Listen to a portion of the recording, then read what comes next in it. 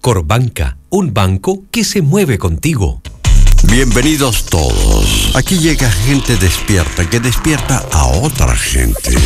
Claudia Álamo, Patricio Fernández y Rafael Gumucio observan y analizan el país y el mundo en una conversación sin concesiones. La actualidad y sus protagonistas. Aquí todo parte desde cero. Ay, qué rica. Hola, ¿qué tal? Buen día. 8 en punto de la mañana. ¿De qué día, Pato Fernández? Del día 15 de septiembre. Y hoy día conmemoramos a una santa, que es Sergio Fortuño, que nos acompaña. Muy buenos días, Sergio. Hola, Pato, ¿cómo estás? Claudia, buenos días. Es una santa que le dirá mucho que es Nuestra Señora de los Dolores, porque él está con mucho dolor de espalda. Tengo un lumbago facetario. Esa cosa no se dice. Con mucho dolor de espalda. ¿Para qué la dice el aire? Bueno. ¿Por qué? ¿Qué le pasa con el lumbago facetario? Porque tiene muchos inconvenientes esa dolencia. No, yo voy de frente con mis dolencias. Anoche tuve un sueño. A propósito de dolencias, Rafael no estaba con nosotros porque está bien apolillado también, Rafa, pero vale. en el ámbito broncopulmonar. Oye, y anoche tuve un sueño bien terrible. Soñé el primer día que me informaban o me empezaba a dar cuenta que estaba enfermo mental. ¿Tú? Sí. ¿Pero así como Alzheimer o...? Bueno, eso es el segundo capítulo, eso espero que sea la noche. Ahora, espero que sea espera que sea la noche siguiente. Era como, pero un doctor te decía. No, los familiares, la gente cercana te iba haciendo saber que habían vacíos en tu día, que pues yo no me acordaba dónde vivía.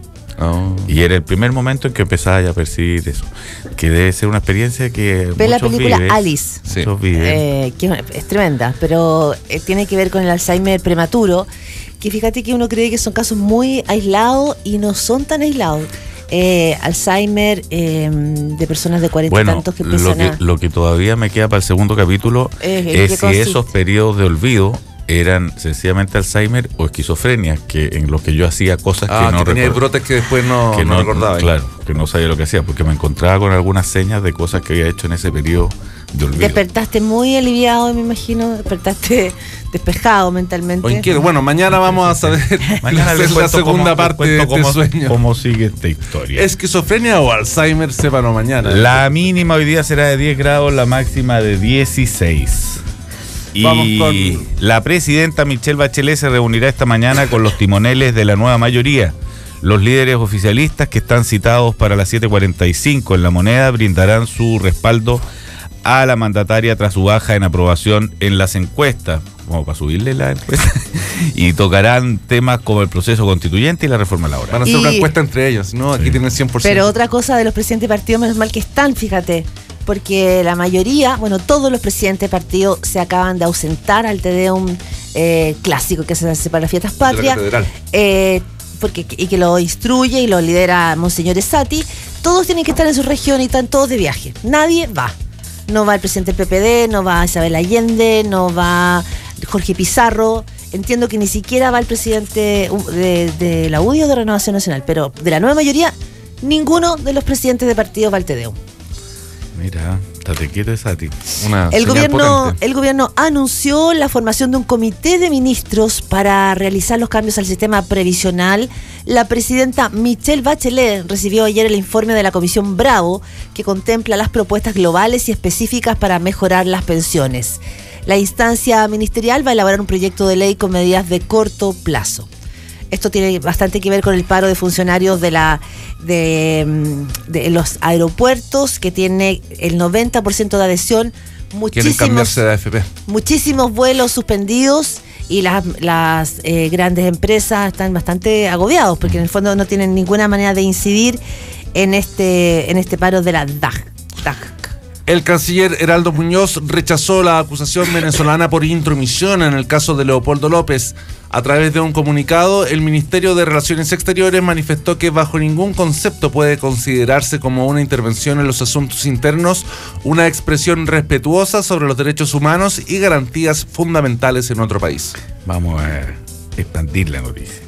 El recaudador de campañas políticas de Michelle Bachelet, Giorgio Martelli, fue formalizado y quedó con arresto domiciliario e imputado por 4 delitos.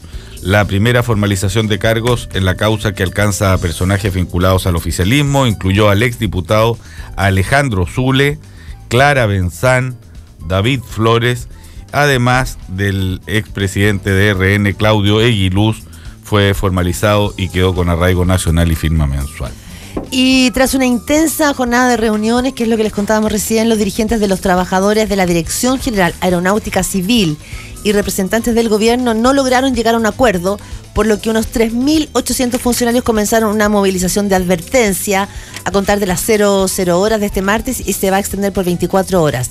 Los funcionarios, entre sus demandas, buscan un traspaso previsional masivo del sistema de AFP a Capredena, quiere decir que tiene más que ver con las pensiones que reciben gente de las Fuerzas Armadas. Estamos hablando de que hay un 90% de adhesión a este paro y que la situación en los aeropuertos está bastante caótica. Sí. Son muchos los vuelos suspendidos. O sea, prácticamente no están saliendo vuelos, tan solo están llegando vuelos y se permite la salida de vuelos de emergencia. Se estiman 70.000 pasajeros afectados por este paro de aeropuertos. Y a la gente, los que llegan ahí perplejos, les dan un número de teléfono, un call center. Sí. Le dicen, no, ¿quién me puede ayudar? Que llame al call center. Y que seguro debe funcionar. En los aeropuertos europeos vienen haciendo paros. Sí.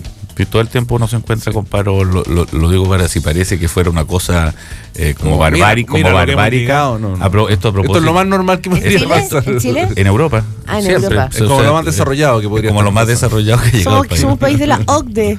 Sí. Rafael Guilizasti renunció a su cargo como consejero de la Corfo para integrarse a los directorios de las sociedades Cascada, Pampa Calichera, Oro Blanco y Norte Grande.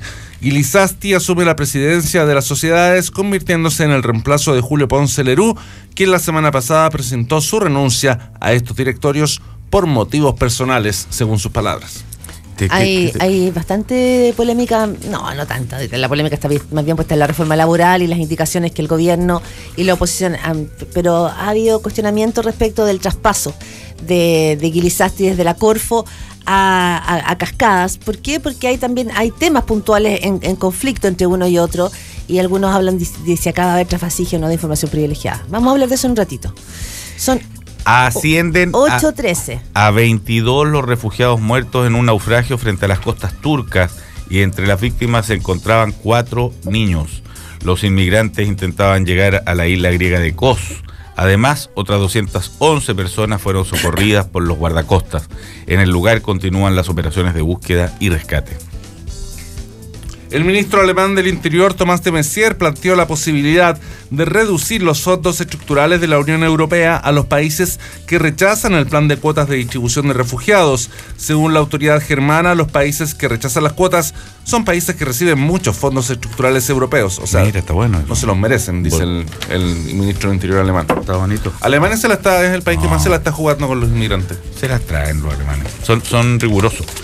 La canciller mexicana Claudia Ruiz viajará a Egipto junto a familiares de víctimas del ataque militar de ese país, que al menos dejó 2 turistas mexicanos muertos, 6 heridos y 6 desaparecidos. El ataque tuvo lugar el domingo, cuando fuerzas de la policía y el ejército egipcio emprendían un operativo contra yihadistas. Aparecieron los jeeps, los vehículos en que iban los turistas mexicanos, y es bien impresionante, quemados enteros, negros. O sea, tiene que haber sido un rocket o una cosa así como... No es que un misil considerable. Sí, no fueron unas balitas, estaban negros y quemados los autos. 8:14 de la mañana de este martes 15 de septiembre. Me gustaría partir brevemente por lo de Sati, el intercambio de mails entre el cardenal Sati y Errázuriz. No solo generó, yo creo, un conflicto al interior de la iglesia, o lo hizo visible más bien, sino que también complica la moneda. Complica la moneda en el sentido que el hecho de que la presidenta, la moneda ya confirmó la asistencia al Te Deum. Estamos hablando de que son estas como ceremonias republicanas, sí. Ceremonias a las que todo el mundo asiste, se da la mano, se reencuentra. El hecho de que haya una señal política. O sea, no son tan importantes los contenidos de esos actos, sino que lo que cuenta como símbolo. Símbolos republicanos, digamos, esos son. Pero la señal política que deciden dar todos los presidentes de partidos, además, todos, mira qué caso. Además que yo no sé si en general los presidentes de partidos se ausentan en este tipo de actividades del 18. Yo creo que siempre están y están como fregados de no poder tomarse días, comillas, libres. Pero fíjate que pero el argumento de ayer, para el 18 no. pero lo que me llama la atención es que el argumento de los presidentes de los partidos no fue no vamos a asistir como acto de protesta, sino, bueno, dice Jorge Pizarro, la verdad es que yo tengo que estar en mi región, en la cuarta, la lamento tanto. La Pampilla. Claro, Isabel Allende dice, pucha, qué lástima, yo también voy a tener que estar en mi región, fíjate. ¿Cuál es esa? Isabel Allende. Sí, ¿cuál es de la cuarta región Isabel Allende? No, tercera. Fue tercera, de la cuarta, sí. Es de la tercera. Todos tienen que estar fuera de su región. Y por lo tanto... En su región. En su región. Eso, todos tienen que estar en su región. Entonces yo creo que la presidenta... Para estar cerca del votante, para mantener la ligazón. La presidenta probablemente como autoridad va a estar sola de algunos diputados y parlamentarios, me imagino, bueno, además de un montón de otras personalidades, de otras instituciones, pero hay una señal política muy fuerte para Sati. ¿Y es un hecho que Sati va? Hasta ahora sí. Está confirmado por la Iglesia, que él va a oficiar la misa del Te Deum. Esto coincide además con las declaraciones del expresidente Eduardo Frei, que fue muy categórico y dijo que él pensaba que Sati no podía seguir estando a la cabeza de la Iglesia Católica.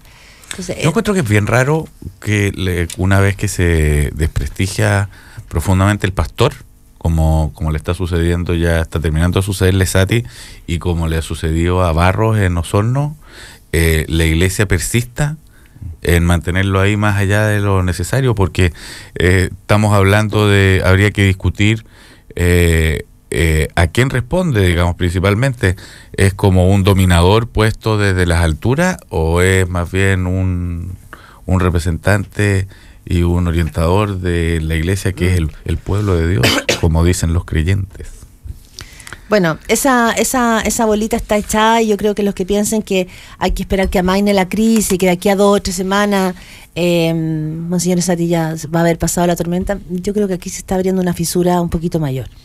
El mundo político ha decidido no exigir la renuncia abiertamente de la Iglesia, pero en términos de credibilidad, de legitimidad, el rol de Sati, para qué decir también el de Errázuriz, yo creo que queda bastante a mal traer. Sí. Bueno, y viene el juicio civil de las víctimas de Fernando Karadima contra la Iglesia por encubrimiento, y obviamente ahí se origina todo esto. Esa es una instancia. Sí. O sea, a partir de que se viene ese juicio, probablemente fueron filtrados estos mails, y en esa instancia es muy probable que se sigan conociendo más antecedentes o que surjan nuevas filtraciones. O sea, la idea de que este conflicto con el Sati tendería a apagarse y a sufrir la inercia natural de las noticias no es muy sostenible por ahora, dado que viene todavía este otro hito importante, ¿no? En el cual en ese juicio las víctimas de Karadima están pidiendo también una, ¿cómo se dice? Una de 450 millones de pesos. Una compensación. Una compensación por el daño ahora, provocado. Ya tiempo atrás, este juicio es o sea, todo lo que le está pasando a Sati es un producto de su soberbia,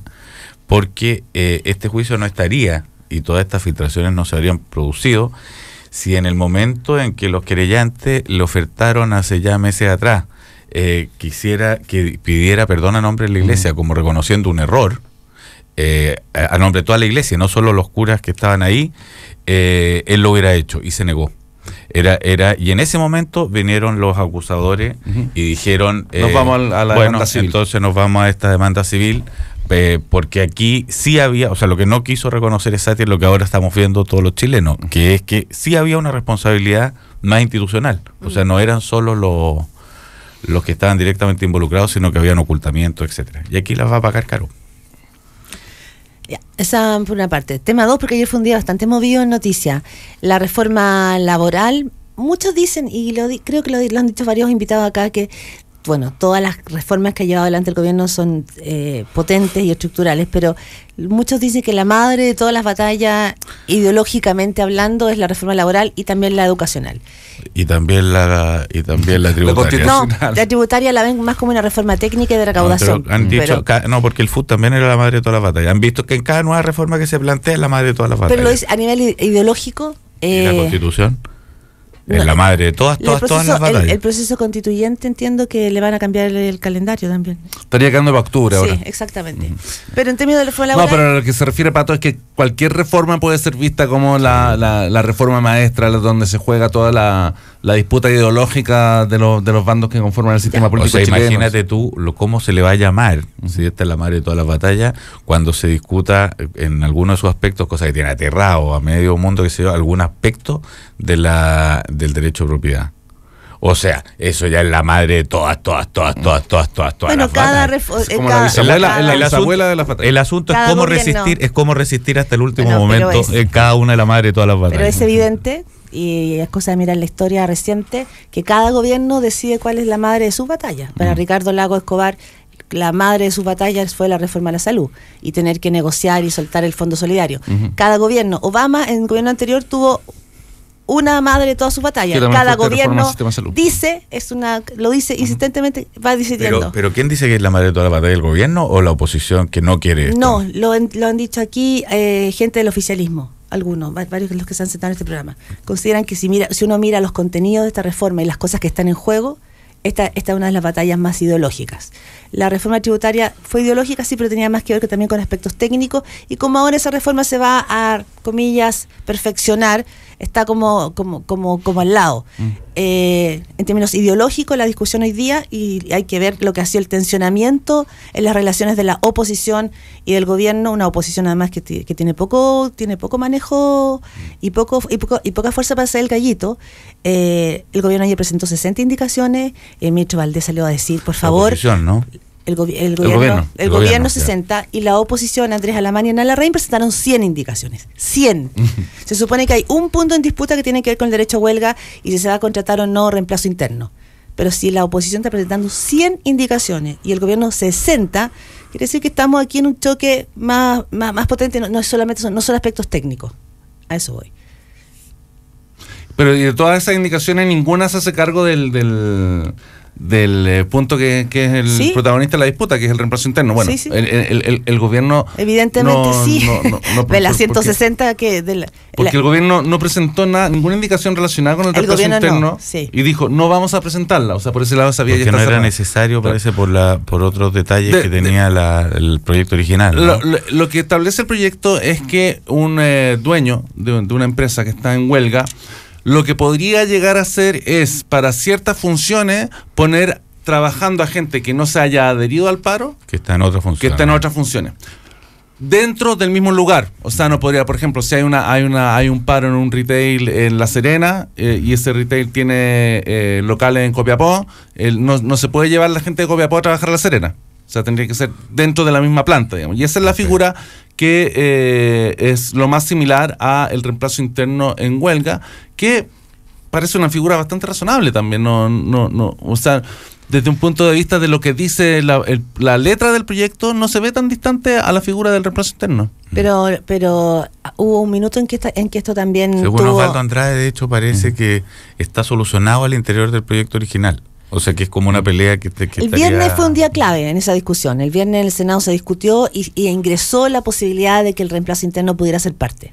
Ese fue el gran avance que hubo el viernes, pero aún así, para el mundo empresarial, la SOFOFA, y lo vimos ayer en varios de la prensa nacional, sigue siendo un proyecto muy insuficiente que dicen ellos que viene a atacar fundamentalmente a la empresa, la reactivación, Lo que dice el ministro Valdés fue como, bajemos un poquito los decibeles, estamos discutiendo esta reforma, pero tiene bien crispado el ambiente. No sé, bueno, y lo otro tiene que ver con la reforma del sistema de pensiones.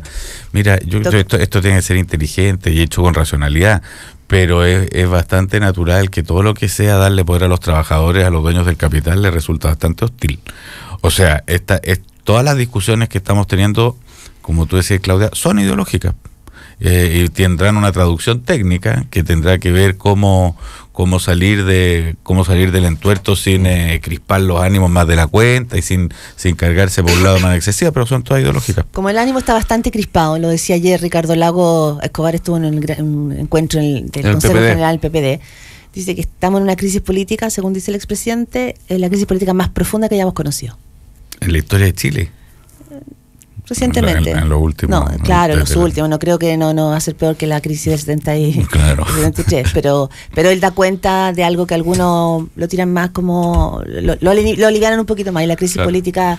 Pero también es una crisis inédita también en otro sentido. O sea, que es una crisis extendida de confianza en las instituciones. Claro, que muestra la encuesta. Y eso no había pasado. Por ejemplo, uno podría pensar que tal vez lo que había en el escenario que llevó al golpe militar era como tal vez un exceso de confianza en las instituciones como los partidos políticos, por ejemplo, y que eran los partidos políticos casi los únicos articuladores de la vida pública en ese momento. Sí. Hoy día es una situación completamente en las antípodas de ese escenario. Y es preocupante también porque es inédito, porque yo creo que no había pasado antes en Chile. Algo que hemos este descrédito generalizado de las instituciones. Que es una crisis de las instituciones no solo por el mal manejo circunstancial, es una crisis de las instituciones muy cultural, muy grande, muy ampliado. Y no es nueva. Si uno empieza a mirar las encuestas, el declive de confianza en la institucionalidad y en la política y la distancia, pero no solamente un problema de desconfianza, sino que una cierta irritabilidad de la ciudadanía con esa institucionalidad viene dándose hace rato. Es una capa que se viene arrastrando. Sí.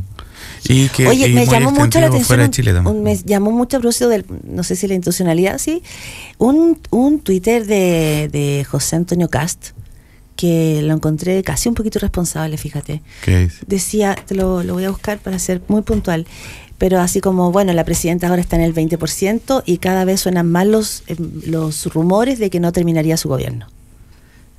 Que lo diga la gente distinto a que lo tuitee un candidato presidencial de la UDI y parlamentario de la República.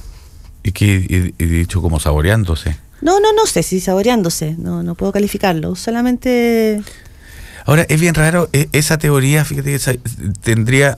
La primera cosa que habría que acusar, supongamos que algo... Aquí tengo el tuit, dice, con el 20% de aprobación y bajando, entre paréntesis, los rumores de que la presidenta MB, Michelle Bachelet, renuncia antes de que termine el 2016, aumentan día a día. Ese es textual lo que tuiteó hace 14 horas José Antonio Castro, o sea, ayer por la noche, bien tarde tiene que ser. No tan tarde. Pero no sé, encuentro que, ¿qué opinan? Mira, yo opino que el gobierno no es solo, o sea, primero que esto los que debieran salir escudando esto son principalmente sus aliados, porque el gobierno, si es que tiene coalición, hay momentos en que la presidenta puede estar, o el presidente de turno, más o menos frágil, pero la responsabilidad de mantener la institucionalidad vigente, funcionando, es un problema de todo el sistema político, no un problema de la presidenta, es un problema de todos los que abundan. La baja en aprobación de una presidenta es completamente absurdo que lleve a su renuncia. Así tenga un 0,1% de apoyo antes de las próximas elecciones, porque eso se llama romper las normas fijadas. No es el rol de las encuestas, las encuestas no deciden si un presidente sigue o no sigue en el poder. Eso lo deciden las elecciones periódicamente, y para eso está diseñado, porque de lo contrario las posibilidades de intervenir, de torcer la historia y de hacer chanchadas en medio de la cosa política son inauditas. No, imagínate el poder que adquirirían además los dueños de empresas que hacen encuestas. No, que ya lo tienen, sí. Que ya lo tienen. Porque con las encuestas, que ese es un tema que debiera irse discutiendo cada vez más. Las encuestas, cualquiera persona con cierta conciencia, el público no, de que están muy condicionadas por la pregunta que se hace. Por cómo se pregunte. Cómo se recoge en el universo. Cómo se ordenen las preguntas, cómo yo te plantee los resultados, qué es lo que busque yo con mi pregunta. O sea, la pregunta, en la pregunta, como sucede también en la filosofía, en la pregunta está la respuesta. O sea, en la pregunta está lo que tú buscas como desarrollo, la pregunta dirige. De manera que la cuestión que está diciendo Cast, pues habrá que dejarla como una muestra más, de la gente que no cree profundamente en la democracia, los que son capaces de encontrarle torceduras a los caminos institucionales. Ahora, también es cierto que, y lo que dicen gente que ha trabajado en los gobiernos, digamos, como asesores, como estos señores influyentes, los segundos pisos, que no se puede gobernar con las encuestas, pero tampoco se puede gobernar sin mirar las encuestas. Que no se puede gobernar tampoco sin tomar y te lo planteo porque por el caso de Dilma Rousseff, la noticia que hay hoy día en el caso brasileño, lo planteo porque muchos han tratado de hacer un paralelismo entre Bachelet y Dilma Rousseff. Son cosas bien distintas. La corrupción que hay en Brasil con Petrobras no tiene nada que ver con las boletas ideológicamente falsas que andan dando vuelta por acá. Pero el loop no es tan distinto. Ya. ¿Qué está pasando ahora? Hay figuras importantes del partido del PT, del Partido de los Trabajadores que están criticando más duramente la gestión de Dilma Rousseff y que se están abriendo a la idea de que ella no finalice su mandato. El vicepresidente de Brasil, Michel Temer, tensó ya su relación con Dilma Rousseff y dijo, comillas, que con un índice de popularidad tan bajo era difícil que ella concluyera su mandato en el 2018. A propósito del tema, un precedente sumamente lamentable, y esto en los mundos políticos va a suceder muchas veces porque las tensiones al interior de los mundos políticos llevan a jugárselas por intereses particulares. Entonces se producen oposiciones que llevan a las canalladas. Esto en la historia de la literatura política y poética está narrado 25.000 veces. La sangre fluye por los palacios, la sed de sangre fluye por los palacios, los intereses contrapuestos llevan a inventarle calamidades al prójimo hasta sacarlo del poder, y así sucesivamente. Por eso es que en momentos como este y como los que vienen, porque van a venir momentos de menos crecimiento económico, van a venir momentos en que las dificultades en ese ámbito van a aumentar. No hay quien lo discuta en América Latina. La gente que viene de Chile Day dice que ese era el acuerdo absoluto que se tenía en Londres. Yo que les contaba el otro día que vengo de la CAF, donde he visto esto, es un acuerdo total también entre los dirigentes del continente, de manera que cómo se ajusten y cómo vivan los distintos países con madurez política la situación crítica que le viene es central.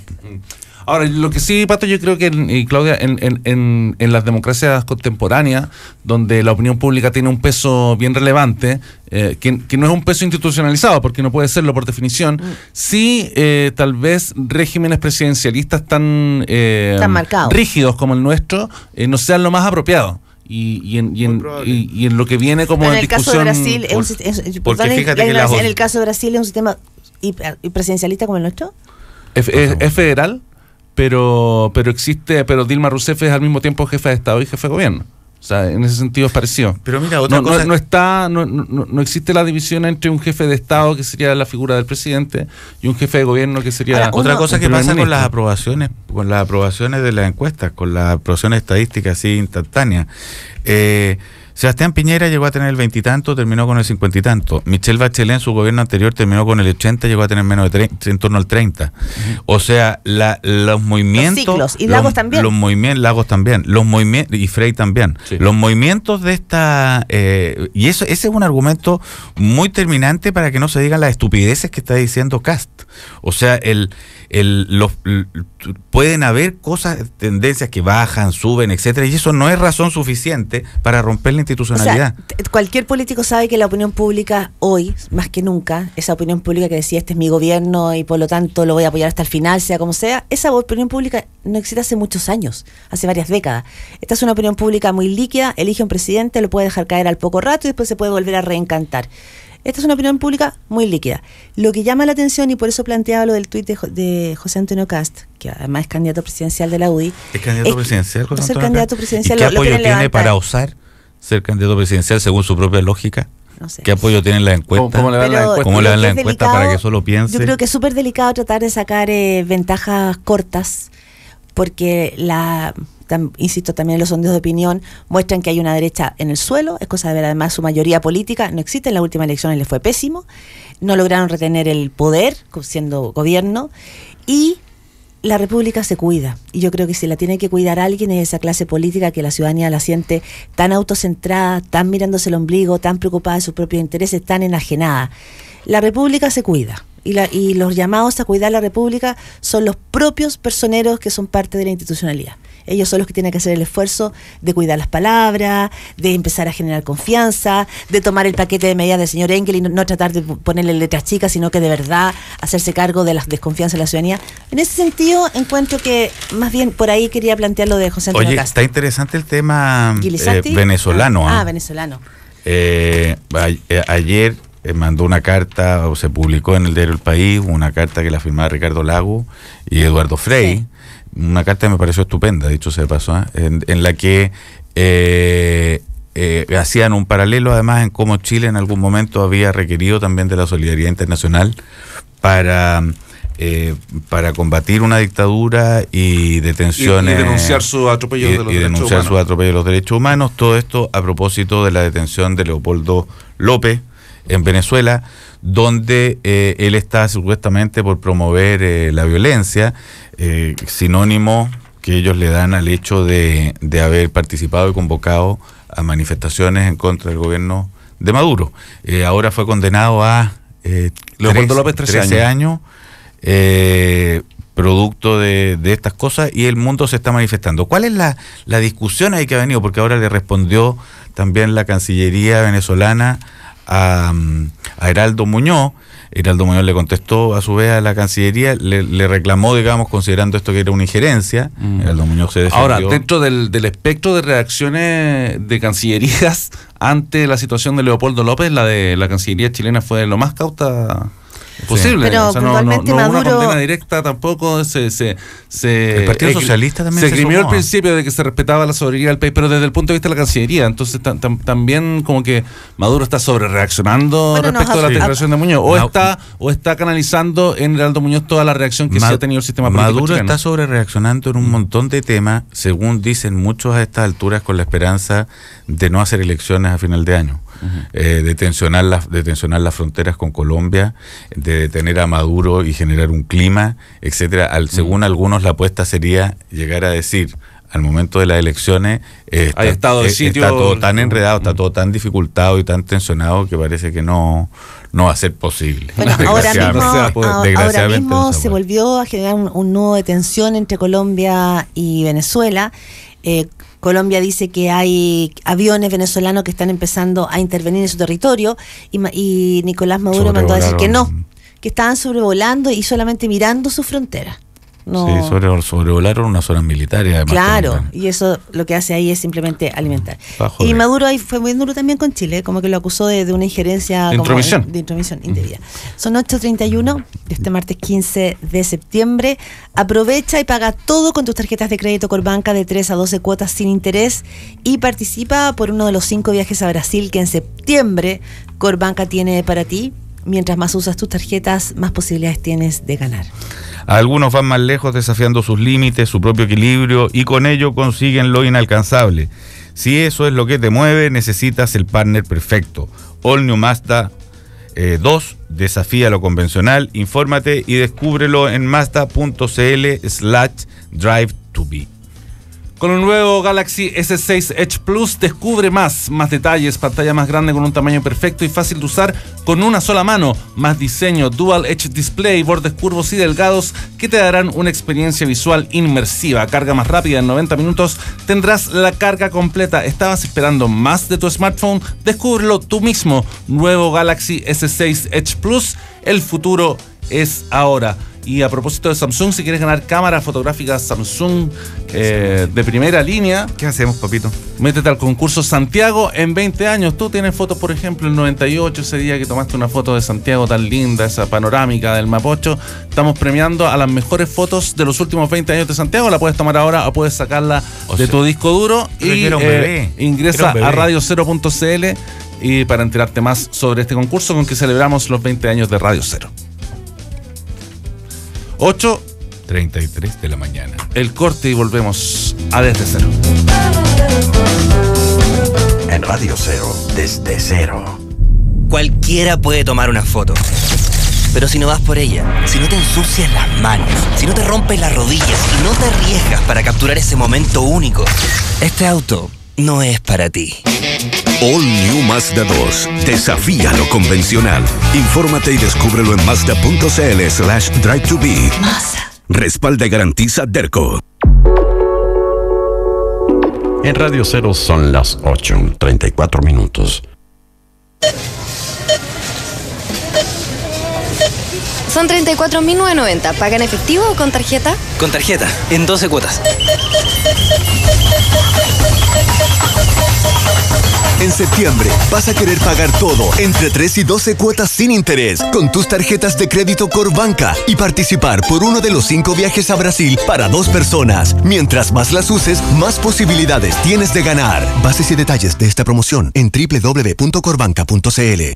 Claro es el primero en sorprenderte al traer de vuelta toda la innovación, diseño y tecnología de los nuevos smartphones HTC Desire y HTC One M9. Pórtate a Claro y lleva tu HTC Desire Desire con cuota inicial 0 peso al contratar un plan Pro 4 GB por solo 24.000 pesos mensuales por un año. Más de lo que más te gusta. Con Claro, es posible.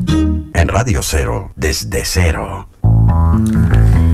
Aquí estamos con don Alfredo Jocelyn Holt. Alfredo, 8:35. muy buenos días. Muy buenos días. Alfredo, ¿Tú vas a ir al Tedeum, Alfredo? eso te iba a preguntar. Yo no voy nunca a los Tedeum. Pero Tú eres un número puesto en los Tedeum, se te espera, dice, y don Alfredo, dicen los sacristanes. No, me molesta desde el primer Tedeum en adelante, don Camilo Enrique. En adelante, sí.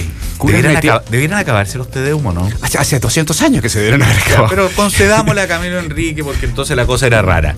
¿Te parece que ya es un asunto completamente anacrónico el que siga existiendo esto o te parece virtuoso que haya no digamos que esté junto el Estado con la Iglesia, que eso está superado hace rato, pero un buen diálogo? ¿Tú crees que está superado? Yo creo que la separación de Iglesia y Estado no está para nada superado, pero digo en los titulares por lo menos. No, pero ¿qué haríamos si no tuviéramos los Tedeum? Mirémoslo por el otro lado. Sí, si no tuviéramos los Tedeum, si no tuviéramos estos cardenales, por ejemplo, que tienen estas comunicaciones por correo, ¿no es cierto? ¿Qué haríamos? Es decir, ¿cómo podríamos enterarnos de lo que está la Iglesia? La lógica liberal a veces es que es preferible tener a la Iglesia lo más visible posible, porque de lo contrario se sumerge, ¿no es cierto? Sí. Entonces, por ejemplo, en el siglo XIX, Domingo Santa María, por ejemplo, un anticlerical feroz, liberal y demás, tenía la idea de que no había que separar la Iglesia del Estado, porque de esa manera un cierto regalismo que viene de la corona española y demás podía controlar a la Iglesia. En virtud de la unión entre Iglesia y Estado. Hay países que todavía tienen unión entre Iglesia y Estado, como, si no me equivoco, Argentina. ¿Sí? Sí. Es extraordinario. Y después hay otros países, por ejemplo. Los árabes, algunos, ¿no? Claro, también. Irán lo tenía. Pero tienes, por ejemplo. Son teocracias ya, porque son teocracias, claro. Pero también está el caso de iglesias que dependen financieramente del Estado, fuertemente, como el caso de Alemania, por ejemplo. Y cosas situaciones de esa índole. No, es complejo. ¿Cómo le vendrá a un Estado, una iglesia fuerte? ¿Será mejor tener a la gente creyendo o mejor no creyendo? Nuevamente la postura liberal, por ejemplo, como Andrés Bello y demás, que en realidad consideraban de que era bueno que el país fuera católico para los efectos de control social, en el fondo. Mi abuelo, por ejemplo, que era patrón de fondo, cuando estaba en el campo, en la capilla del fondo, estaba siempre en la misa del día domingo, claro que muy atrás, atrás. Cuando estaba en Santiago, iba a las carreras, por lo tanto desaparecía el mapa. El Estado puede influir. De domingo era. El Estado, una pregunta tonta, pero ¿el Estado puede influir en la fe de las personas? ¿Puede quitarle la fe a las personas? Bueno, sí, claro, ¿sí? Mucho.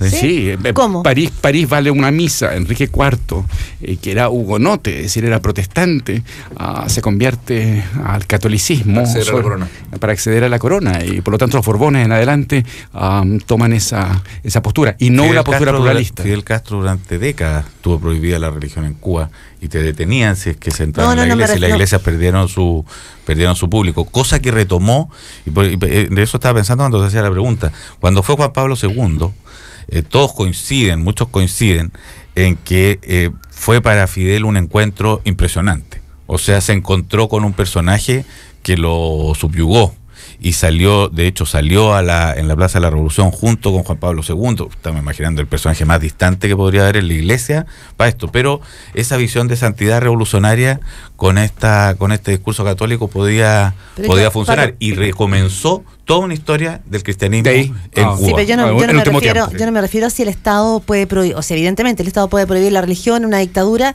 no me refiero a eso, me refiero, el Estado puede influir en la fe de las personas, porque la fe de las personas es puertas adentro. Pero no sé si el Estado puede influir en eso. Pero Pero depende del tipo de sociedad, si es una sociedad más de orden teocrática o una sociedad con controles sociales muy fuertes. O si los colegios están en manos de los curas. Y los colegios, claro, ¿qué es lo que va a ocurrir en este país? Claro.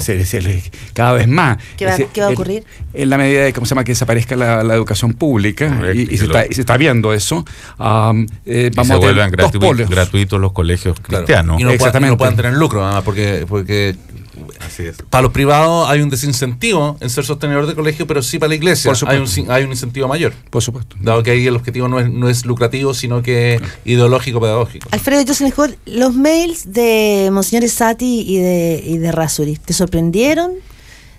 ¿Te parece que es obvio que la gente se comunique de esa manera? No, y que la iglesia, que también es un poder, haga sus operaciones políticas como lo haría cualquier partido político. ¿O te sorprendió? No, eso no me sorprende para nada. A veces el lenguaje descarnado, rodeado de estas ceremonias y de la pompa ecuménica. Claro, y cómo se llama, las persinaciones y las invocaciones a la María Anunciadora. Es muy loco eso, el tono de los mails. Sí, es bonito. Como van mezclando. Alguien me dijo, ¿cómo se llama? Que era un lenguaje como de índole mafioso. Total. Que tenía claro, que un código. Que es un código, ¿no? Claro, es una especie de protocolaridad. Que se dice claro, como en la fraternidad de los apóstoles significa hay que matar a gente. Claro. Hay que recordar que la mafia es muy católica. Es decir, es un mundo. Claro, yo, por un lado de mi familia, yo vengo de Córcega, así que no, para mí esto no es una cosa. No lo estoy diciendo en términos peyorativos, lo estoy tratando de ubicar en el lugar. Eso por un lado. Pero el lenguaje descarnado, incluso rodeado de estos floripondios, es siempre chocante. Por cierto, no se explicaría seriales como House of Cards o buena parte de los bestsellers que tratan en el mundo norteamericano, por ejemplo. Las novelas tratan mucho este tipo de mundo. Pero por cierto que no. A mí encontré bastante chocante y bastante complicado el tema de la reproducción de los correos. Es un tema que me interesa muchísimo. Por el asunto de las filtraciones. Por el tema de la filtración, claro. Porque en el libro que está por salir en estos días, mío, yo uso correos electrónicos y fue una discusión que yo tuve conmigo mismo por muchísimo, que era bien complicado y me tuve que frenar. ¿Cómo llegaron a ti esos correos electrónicos? Bueno, circulaban muchísimo, particularmente los correos entre alumnos y grupos de alumnos en el contexto de la Facultad de Derecho de la Universidad de Chile en la toma del 2009. Pero eran correos viralizados. Eran correos con undisclosed recipients, que por lo tanto iban, eran en un grupo relativamente cerrado, pero que por alguna manera se filtraban. Se puede reenviar. Se podían enviar. Un receptor puede hacer lo que quiera con ese correo. Exactamente. Y no se podían identificar las personas por esa vía.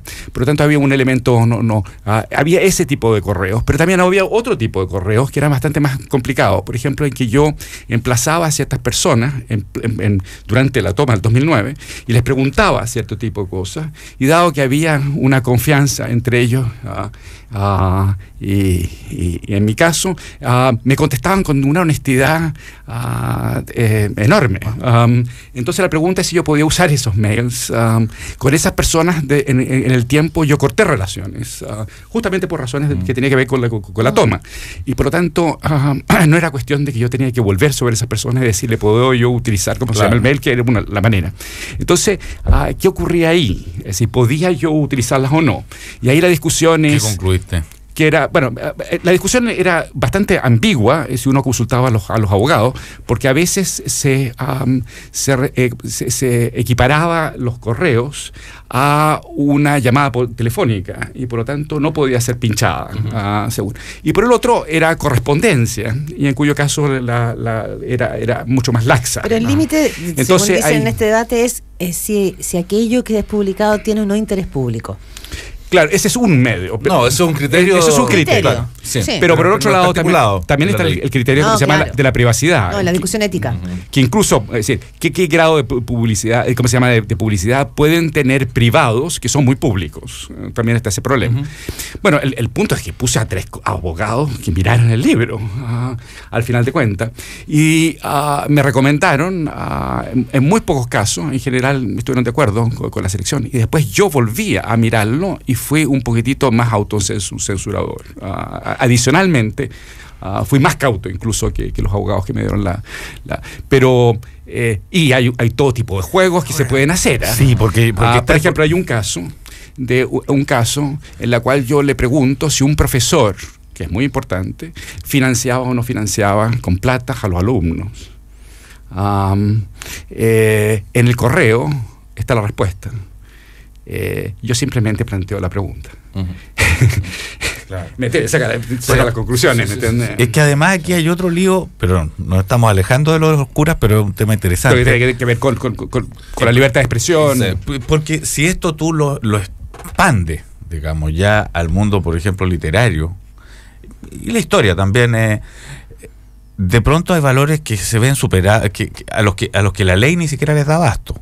O sea, hay objetivos que la trascienden, que yo no sé cuántos se pueden elaborar, pero está lleno, digamos, la literatura universal, ni hablar la literatura del siglo XX norteamericana, bueno, y la francesa del siglo XIX, de confesiones, delaciones y transmisiones de experiencias privadas. O sea, la verdad de la humanidad transcurre en buena medida en concretas experiencias privadas. Claro. Y el punto que aquí, en este caso en particular, también lo que no está muy claro, y la gente parece no mostrar mucho interés, es cómo llegaron a existir estas filtraciones. Claro. Y de dónde provienen. Si hay un hacker que es externo, o hay, no sé, gente que tenía acceso a estos correos, que pueden ir desde gente que está vinculado en calidad de secretario de alguno de estos dos estos dos víctimas, entre comillas, los dos cardenales, o también de que pueden pugna. Claro, también pugna. Pero ¿quién tiene acceso a esa correspondencia, aparte de ellos dos? Y también podría ser por investigaciones que se lleven a cabo de orden judicial. Porque una de las fuentes principales de filtración en un tiempo de esta parte son las fiscalías.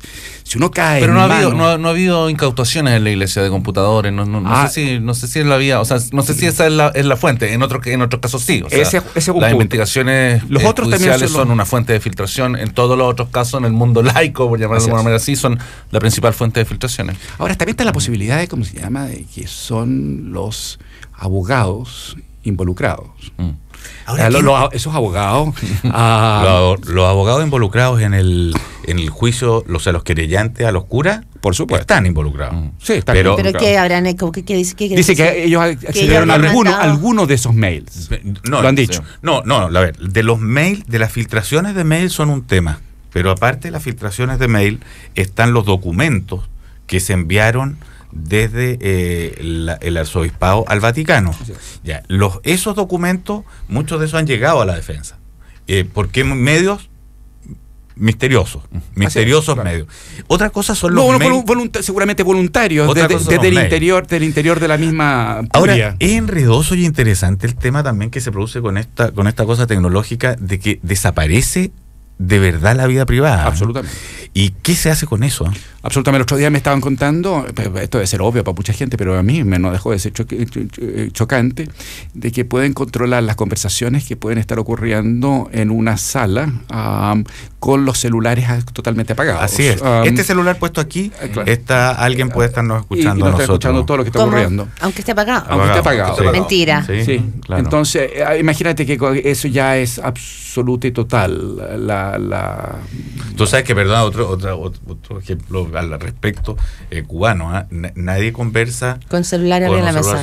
Claro, y no tengo entendido que ahora en ciertas reuniones que los celulares quedan fuera de la sala de reuniones como precaución. Ahora está otra dimensión que yo encuentro que es muy fascinante, que es lo que debe estar ocurriendo al interior de los gabinetes de los dos cardenales. Y es que que pasaba en el Watergate, con el caso de que las mismas personas se graban a sí mismos. Y entonces pasan a ser prisioneros de sus propios servicios de seguridad, en el fondo, de sus recursos de seguridad. Estas personas, estos cardenales, estaban absolutamente seguros de que este tipo de información no iba a salir públicamente. Pero hoy día yo creo que... Bueno, los cardenales estaban seguros de que no se podía conocer ni saber nada del juicio canónico realizado en el Vaticano. Se filtró todo. Claro, pero es que, bueno, piensa tú, el caso de la dueña de L'Oréal en París, su mayordomo fue la persona que entregó todas las grabaciones en la que grabó. Claro. También en el y es la mujer más rica de Francia. Y que tiene juicios en contra. Esto no significó solamente un cagüineo de la prensa rosa. Tiene que ver con implicaciones de evasión de impuestos que pudieron tironear a Sarkozy. Ahora, hay ciertas cosas en los mails que a mí no me parecen para nada chocantes, y que calzan, como por ejemplo que la Iglesia sí va a tomar una decisión quién puede ser el capellán de la moneda. Claro. Sí, pero es un procedimiento habitual. Exactamente. Sí. O sea, la moneda presenta una terna siempre. Y fíjate que pero la moneda en este caso presentó una terna. Sí, no aprobaron ninguno. Y le dio bronca de que los cardenales no aprobaron ninguno de los tres. Y después mandó uno solo. O sea, también, ¿cuánto derecho a veto tiene la Iglesia? Claro, esta es una vieja historia. Esa es una pregunta. Ahora, esta es una vieja historia. Esto en el siglo XIX está lleno de esto. Cuando, por ejemplo, había unión de Iglesia y Estado, y por lo tanto la proposición venía del gobierno, y la curia, la jerarquía eclesiástica y Roma decidían. Pero se ha hablado mucho de eso, que tiene que ver con a Felipe de Río. No, seguramente. No, de hecho no lo dejó pasar.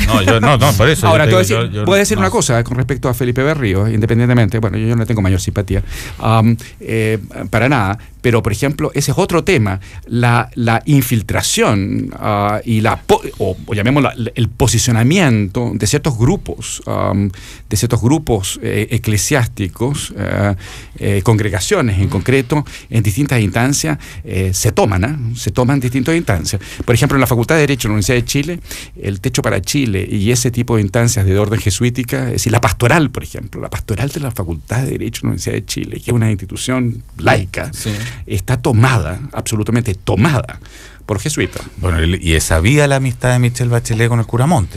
Y es sabida, es como se llama la conexión entre el decano actual y la primera terna que le mandaron a Sati y los jesuitas. Alfredo, ya lo hemos hablado varias veces acá, pero hay momentos en que la Iglesia católica se convierte en un referente. Cuando el país está en crisis, digamos, y en este caso golpeado en plena dictadura, la Iglesia tuvo brazos, abrió los brazos y fue un espacio de contención.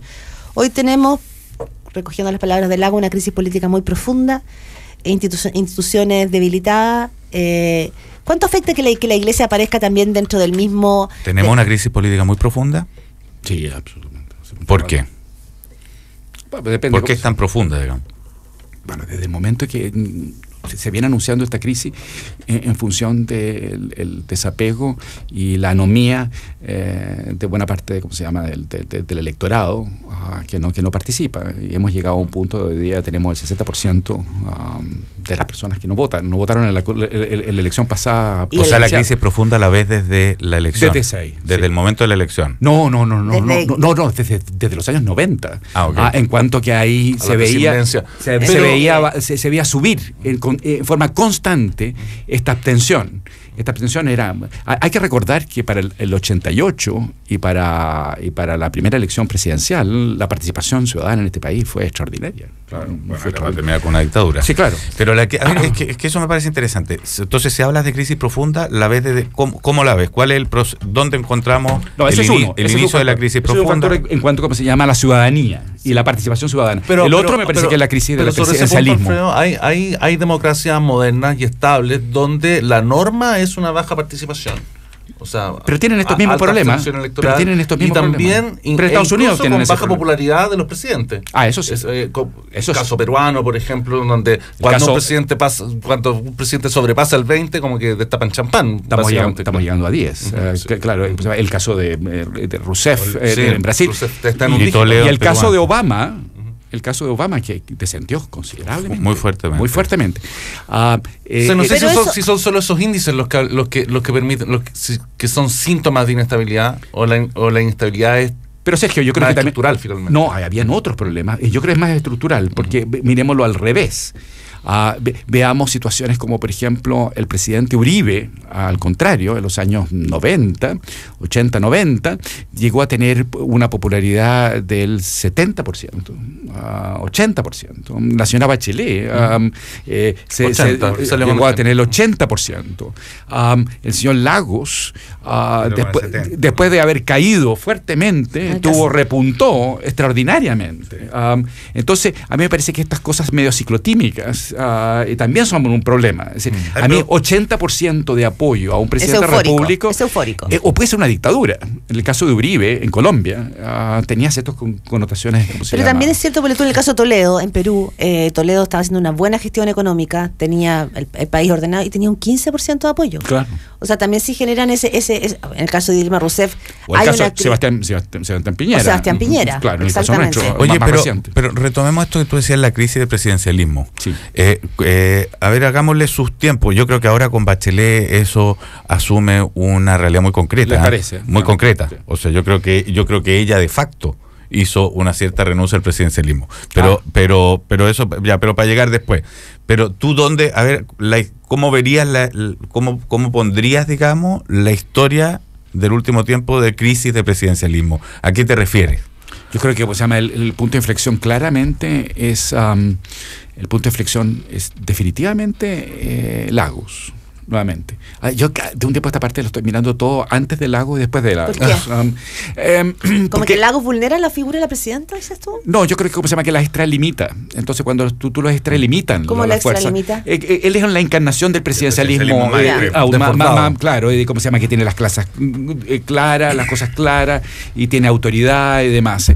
Eso puede ser un signo de debilidad y no necesariamente un signo de, de fortaleza.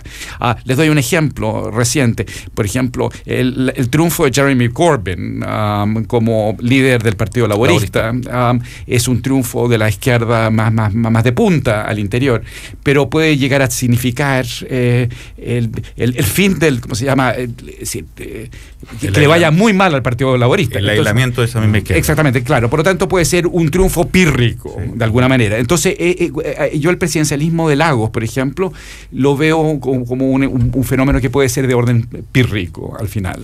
Es decir, tuvieron que aumentar el volumen porque había una cierta debilidad de la presidencia. ¿Pero tú crees que alguien aumentó el volumen de Lagos o el propio Lagos salió de motu propio y dijo, yo soy el liderazgo, hay que hacer... Puede haber cierta tendencia, inclinación natural de la persona. Parece que Lagos es bastante personalista y bastante autoritario.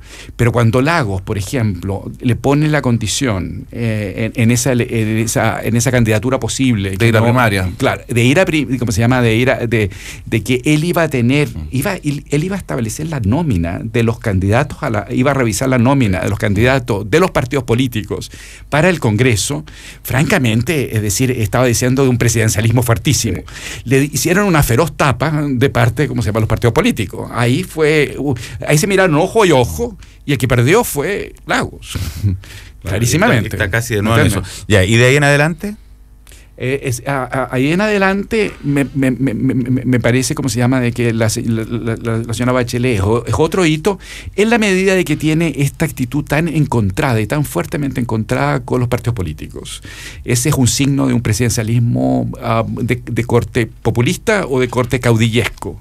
Y hay hay analogías a eso bastante largas. Es decir, ella apuesta por los movimientos sociales a espaldas de los partidos políticos y eso ha sido una tónica de la Bachelet. Pero termina revelándose hacia una institucional. En el caso de su primer gobierno, eso sin duda. Partió con un gobierno ciudadano. Pero ella se siente terriblemente incómoda. Pero terminó gobernando con la Concertación. Pero créeme que en un tercer mandato de la señora Bachelet. Pero eso no va a existir. No, mira, si nunca uno sabe. No, pero ella misma dijo que no. No, mira, después yo del primer gobierno nunca me imaginé, nunca, si la gente hubiera sido sensata, jamás la habrían elegido de nuevo, pero pongámonos en el peor escenario, un tercer mandato de la señora Bachelet. Ella va a hacer lo mismo. Oye, Alfredo, pero Bachelet, a diferencia de otros caudillos, o a diferencia de los caudillos, no tiene como una hueste. O sea, no tiene una hueste, no tiene una base. Tiene una máquina. No sé si tiene. ¿Cuál sería la máquina? Porque Peñerillo. Pero esa máquina fue. Esa máquina quedó sin rueda. En un momento, eran todopoderosos. Pero fíjate que de hecho, yo creo que ella encarna más bien un fin de ese presidencialismo, casi lo que podría traer después la Constitución, porque pero es lo mismo que con la izquierda a veces, es decir, aumentan el volumen porque en el fondo se saben derrotados. De acuerdo, por eso te sigo pero ahora uno lo puede ver en los hechos, o sea, así como el primer año de un presidencialismo muy completo, porque es como de hecho su entorno se llama los que ella quiere, afectuosamente hablando. Ese era el término. Claro, es la gente cercana, es la gente de confianza, y de confianza era más o menos parecido a la gente con la que sentía una cercanía emocional. Sí. Y la lealtad. Todo este tema de lo que viene después es una cesión de poder a un mundo que ya no tiene nada que ver con eso. ¿Tú crees que hay algún mínimo de emocionalidad en juego entre ella y Burgo o ella y Valdés? No, ninguna. O sea, esas dos personas están elegidas con un criterio completamente diferente, con un criterio que podría parecerse al de unas cámaras en un gobierno parlamentario. Pero la pregunta está entregado el poder a una coalición. Ahora, pero con Velasco tampoco ella tenía una onda emocional y de confianza. La tenían desde la campaña. Sí. A la diferencia porque le escribía, Andrés Velasco le escribía los discursos. Andrés Velasco entró a la campaña y por lo tanto empezó un acercamiento previo. Que se construyó entonces. Se fue construyendo. Cuando llega Andrés Velasco no llega como Rodrigo Valdés, que ya seguramente lo conoció el día que le dio la mano y es distinto. Nicolás Izaguirre dio una entrevista muy dura hace 2 semanas, no te vemos desde entonces. Y a propósito escribió un artículo sobre eso. En la tercera. Por eso, pero para darle un poco de pincelazos, porque yo creo que todavía no queda claro, y uno lo conversamos ayer con Giorgio Jackson, lo conversamos con Pato. ¿Qué quiso decir Nicolás Izaguirre? Todavía hay mucha gente que no sabe qué quiso decir. Claro. Yo lo leí en el contexto de la generación a la cual pertenece Nicolás Izaguirre, de los años 70, y también la señora Bachelet. Hay una diferencia de 2 años entre uno y el otro, y son muy cercanos. Y es como se llama de que esa generación me parece que tiene una tendencia a arrepentirse permanentemente. Es la lógica de la renovación socialista, de los ayornamientos, el haber tenido un instinto de que todo esto no iba por ahí la cosa, entonces me echo para atrás, debió haber suspendido, pero no debió suspendido. Estoy haciendo alusión a la señora Bachelet recientemente. Y a mí me parece que eso es de una falta de seriedad total. Es decir, y a mí eso es lo que me pareció en el caso de Izaguirre. O sea, ¿los mea culpa te parecen...? No, pero una mea culpa que después sigue en el gobierno. Yo entendería que si él hubiera hecho un mea culpa y al día siguiente presenta su renuncia. Es decir, me parece que porque se llama ese punto. Pero no, continúa. Entonces a mí me parece que eso me pareció de una irresponsabilidad total. Me parece que los gobernantes con bipolaridad es muy, muy grave. Me parece que hay un escenario de esa índole. Eso ya lo vimos en toda la gestión de Izaguirre en el Ministerio de Educación. Ahora lo estamos viendo en un ministerio aún más político.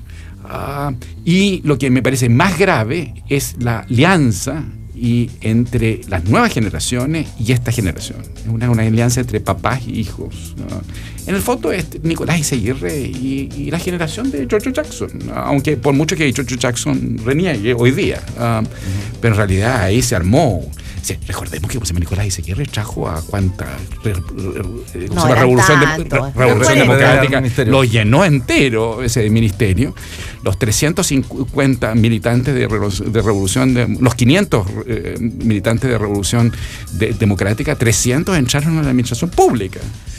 Oye, pero esto que tú dices... Eso no lo hemos visto nunca. Alfredo, esto que tú dices que, bueno, si Nicolás Izaguirre, como dices tú, hizo se me da culpa, debería renunciar al día siguiente. Yo me pregunto, ¿puede el gobierno de Chile hoy hacer un cambio de gabinete? ¿Puede permitírselo? Un cambio de gabinete que hizo en mayo. Esa es nuevamente, pero esa es la falacia. Esa es la pregunta que da vuelta a la moneda hoy día. Esa es la falacia del presidencialismo. El presidencialismo dice que ellos cambian los gabinetes únicamente cuando la presidenta o el presidente de la República decide, porque es una facultad privativa del Ejecutivo. El régimen parlamentario es que hay que representar permanentemente la correlación de fuerza. La correlación de fuerza, a menos que se quiera insistir con un gobierno de minoría. en cuyo caso producen otros efectos. Pero ahí está el asunto. No, yo hace mucho rato encuentro que... Es decir, recordemos que el señor Eizaguirre probablemente debió haber salido del gabinete, el primer cambio de gabinete. ¿Pero por qué fue un enroque ese. Pero por lo tanto, eso no salió. Entonces, este señor hace rato que debería haber salido. Eizaguirre. Sí, yo creo que por una razón muy sencilla, porque se apuesta a la lealtad. A mí no me cabe ninguna duda la lealtad de Eizaguirre con respecto a Michelle Bachelet. Eso no la pongo en duda. Yo creo que es la persona más cercana y eso explica la cercanía. Y el tipo de relación. Yo creo que la salida de él del gabinete es muy compleja. Es muy compleja. Porque ella se sentiría más sola de lo que ya está. Pero esa escena. La pregunta es si el señor Eizaguirre ayuda a la presidenta de la República. Y yo tengo mis serias dudas. Bueno, es decir, si yo tuviera que asesorar a la presidenta de la República, dudo que va a ocurrir ese escenario. Pero yo le diría, mire, corte con José Eizaguirre. Pero lo mismo. Que es divertido porque con Eizaguirre y todo esto parece que hay como dos escuelas de análisis, según me decía alguien. Una son los que... Es que Eizaguirre es bipolar. Sí, bueno, tu palabra bipolar sirve para lo que iba a decir. Uno son los que optan por los análisis tradicionales, de fuerza, qué sé yo, y otra gran escuela que es la psicopolítica. Y dicen que aquí hay que meter mucha psicopolítica para entender lo que pasa con Eizaguirre. Yo me incluiría por eso. Pero para en el caso de Burgos también. También. Sí, pero para ser justos, yo recuerdo en el gobierno de Sebastián Piñera haberlo entrevistado y él mismo haber comentado en la entrevista, también la dificultad de ser presidente también es parte la terapia que uno tiene que ir haciendo a varios ministros. Y a Piñera también le tocó a algunos ministros al que él mismo tenía que terapiar porque se bajoneaban, porque... Así que, digo, eso en todos los gobiernos sucede. Pero por el caso de Piñera, ya que le estamos dando duro, como se llama la señora Bachelet y a Lagos en el presidencialismo, el caso de Piñera es bastante evidente. Es decir, que Piñera sobrevivió buena parte de su gobierno gracias al ministro del Interior que tuvo. Que le costó encontrarlo, claro, que es su primo hermano. ¿Me entiendes? Lo salvó. Le salvó el gobierno. Entonces uno puede decir de que ahí fue una solución de orden más de índole, ¿cómo se llama? Parlamentario, en el fondo, porque era el tipo de política que hacía, porque el gobierno con ese personalismo de Piñera, no hay nadie más personalista que Piñera, dijémoslo como cosas, que también calzaba con ese presidencialismo. Eso también fracasó, el presidencialismo ha fracasado también en el contexto, ¿cómo se llama?, de Piñera, no solamente de Lagos y de Bachelet. No, pero es que ahí Lagos le achuntó rápido a esa ecuación, porque tampoco existe el gobierno de Lagos sin José Miguel Insulza. No, para nada. No hay tal. O sea, José Miguel Insulza es claramente, por así decirlo, el Chadwick de Lagos. Chadwick es el Insulza totalmente de acuerdo. Y en este segundo gobierno de Bachelet esa posición ha estado vacante permanentemente. Claro, porque no ha aparecido. Porque no se empodera suficientemente, por ejemplo, Burgos. Esa es la gran discusión. Sí. Jefecito o jefazo, como se llama en el titular de la revista Capital. Y él fue invitado a ser jefazo. Y él fue invitado a ser jefazo, ya. Imagínate. Y terminó siendo el jefecito. 9:07 de la mañana, Alfredo Jocelyn Holt. Muchas gracias. Nos vemos después de las fiestas. Y chao, Alfredo, nosotros nos escuchamos mañana. Chao. Chao.